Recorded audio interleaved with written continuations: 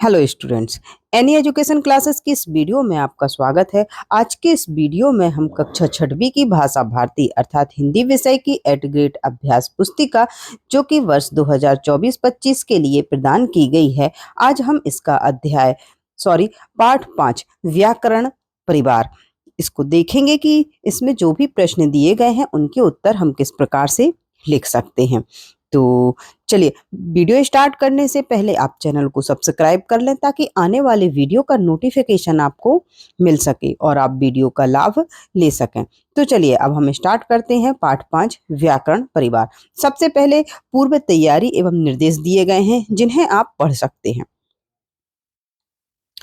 हम देखेंगे बहुविकल्पीय प्रश्न, जिसमें पहला ही प्रश्न है कि पढ़ना लिखना शब्द क्या है। तो पढ़ना लिखना शब्द होते हैं क्रिया, जो क्रिया शब्द होते हैं उनमें से ही है पढ़ना लिखना। तो हमारा उत्तर हो जाएगा विकल्प बी, क्रिया शब्द। प्रश्न 2, विस्मयादि सूचक वाक्य कौन सा है। तो विकल्प नंबर सी में जो दिया गया है, अरे 9 बज गए, ये जो वाक्य है ये विस्मयादि सूचक वाक्य है। विस्मयादि सूचक, ये जो इसमें चिन्ह लगा हुआ है इस प्रकार का, ये विस्मयादि सूचक चिन्ह कहलाता है। चलिए अब हम देखेंगे प्रश्न 3, जिसमें पूछा गया है वह हंसती है कभी रोती है, किसका उदाहरण है। तो यह जो उदाहरण है वो है अकर्मक क्रिया का। तो विकल्प बी हमारा सही उत्तर होगा। प्रश्न 4 में पूछा गया है व्याकरण परिवार में मालकिन कौन है।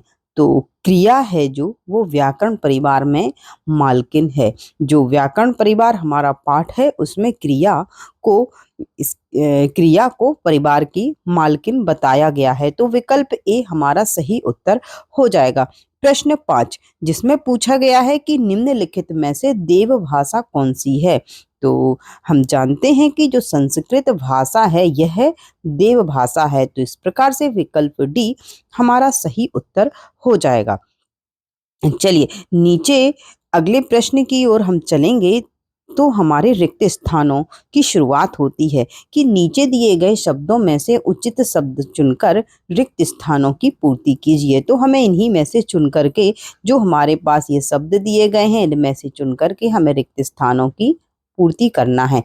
जिसमें पहला प्रश्न है कि व्याकरण परिवार में विशेषण और क्रिया विशेषण 2 खाली स्थान हैं। तो व्याकरण परिवार में विशेषण और क्रिया विशेषण पुत्रियां हैं, 2 परिवार की पुत्रियां बताई गई हैं, तो हम खाली स्थान में भरेंगे पुत्रियां।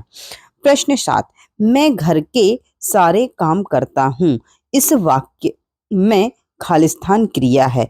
तो ये जो वाक्य है एक सकर्मक क्रिया का वाक्य है। अगला प्रश्न है कि संज्ञा के स्थान पर उपयोग होने वाले शब्द खालिस्थान कहलाते हैं। तो संज्ञा के स्थान पर उपयोग होने वाले शब्द सर्वनाम कहलाते हैं। प्रश्न क्रमांक 9, संज्ञानंद खालिस्थान पर निर्भर है। तो संज्ञानंद जो है वो क्रिया देवी पर निर्भर है। प्रश्न 10, पशु, शेर, व्यक्ति और नदी खालिस्थान संज्ञाएं हैं। तो पशु, शेर, व्यक्ति और नदी ये सभी हैं जो वो जातिवाचक संज्ञाएं हैं। चलिए अब हम देखेंगे अगले प्रश्न को, जिसमें कि अति लघुत्तरीय प्रश्नों की शुरुआत होती है। जिसमें पूछा गया है प्रश्न क्रमांक 11, संज्ञा शब्दों के स्थान पर प्रयोग होने वाले 3 शब्द लिखिए।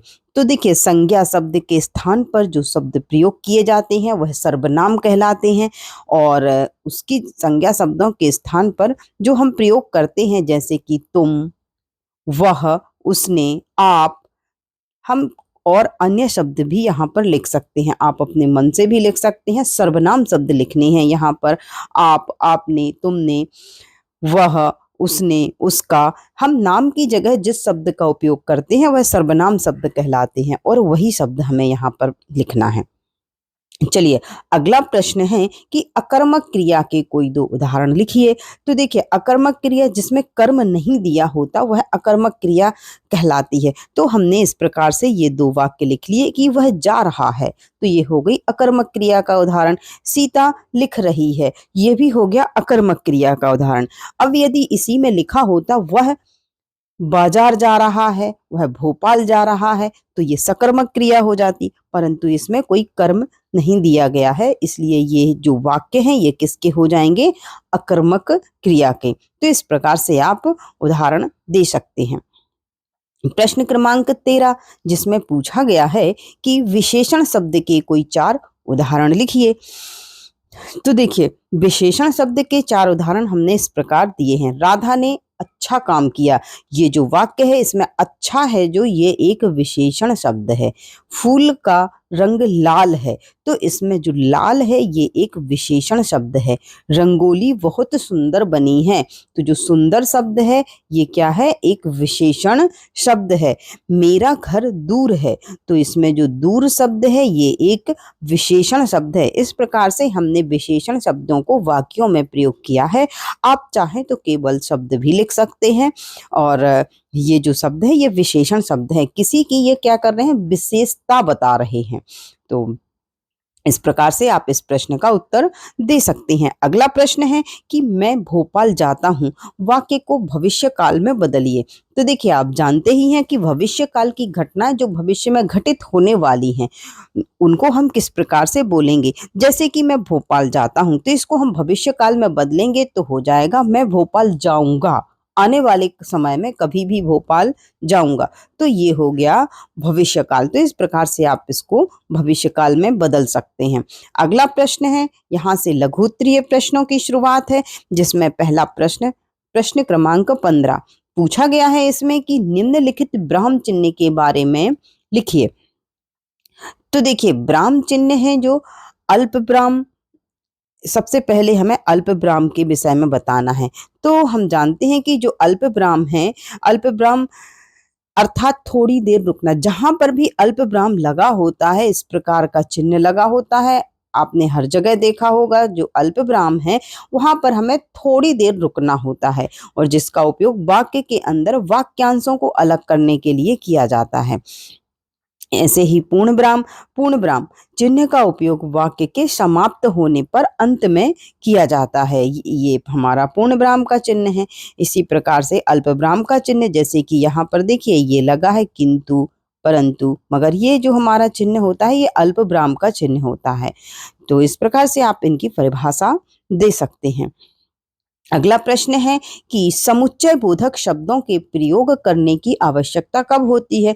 तो जिन शब्दों की वजह से दो या दो से ज्यादा वाक्य, शब्द या वाक्यांश जुड़ते हैं उन्हें समुच्चय बोधक शब्द कहते हैं। यहाँ पर चिन्ह की बात नहीं हो रही है, यहाँ पर शब्द की बात हो रही है कि समुच्चय बोधक शब्द किन्हें कहते हैं।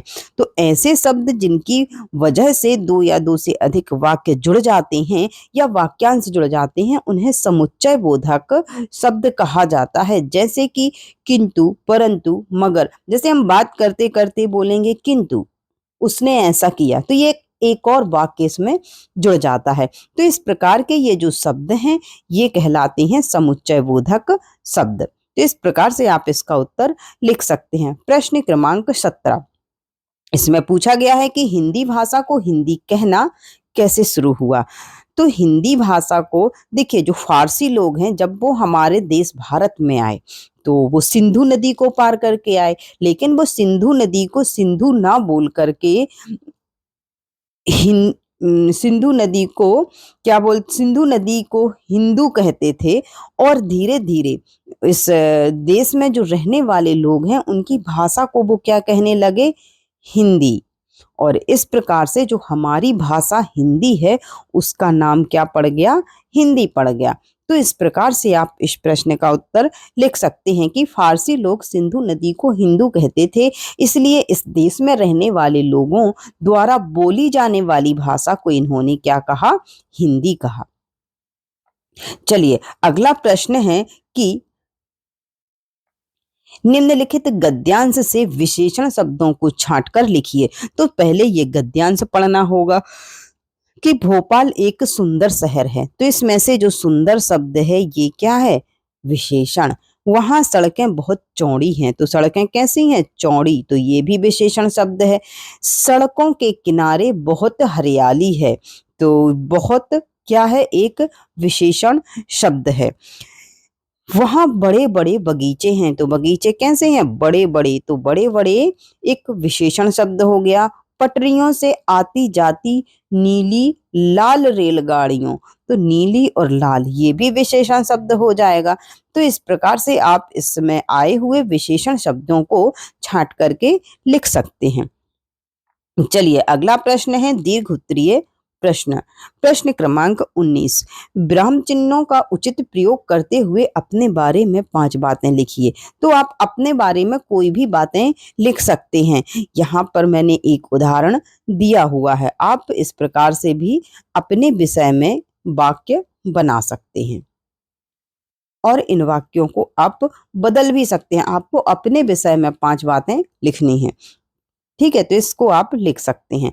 अगला प्रश्न है प्रश्न क्रमांक 20। संस्कृत भाषा के बारे में 5 वाक्य लिखिए। तो देखिए संस्कृत भाषा प्राचीन और समृद्ध भाषाओं में से एक है। प्राचीन अर्थात बहुत समय से ये इसका उपयोग किया जा रहा है। तो प्राचीन भाषाओं में से एक भाषा कौन सी है? संस्कृत भाषा भी है और इसे देवताओं की भाषा कहा जाता है। संस्कृत भाषा को देवताओं की भाषा कहा जाता है। प्राकृतिक पाली और हिंदी जैसी जो भाषाएं हैं इनका जन्म भी संस्कृत भाषा से हुआ है, अर्थात इन भाषाओं की जननी कौन है? संस्कृत भाषा। और कई प्राचीन भारतीय ग्रंथ, वेद, उपनिषद, रामायण और कई शास्त्र हैं जो वो संस्कृत भाषा में लिखे गए हैं। कई ऋषि मुनि विद्वान कवियों ने संस्कृत भाषा का प्रयोग अपने ग्रंथों में किया है। तो इस प्रकार से आप संस्कृत भाषा के जो वाक्य हैं बना सकते हैं। चलिए देखिए इस प्रकार से पाठ 5 व्याकरण परिवार के हमने सभी प्रश्न देख लिए कि हम उनके उत्तर किस प्रकार से लिख सकते हैं। यदि आपको वीडियो पसंद आया हो तो वीडियो को लाइक करें, चैनल को सब्सक्राइब अवश्य कर लें ताकि आने वाले वीडियो का नोटिफिकेशन सबसे पहले आपको मिल सके और आप वीडियो का लाभ ले सकें। तो वीडियो को शेयर भी कर दीजिएगा अपने दोस्तों के पास ताकि वो भी इसका लाभ ले सकें। तो अब हम मिलते हैं अपने अगले वीडियो में। खुश रहिए, मस्त रहिए, पढ़ाई को जारी रखिए, एनी एजुकेशन के साथ जुड़े रहिए। जय हिंद, जय भारत।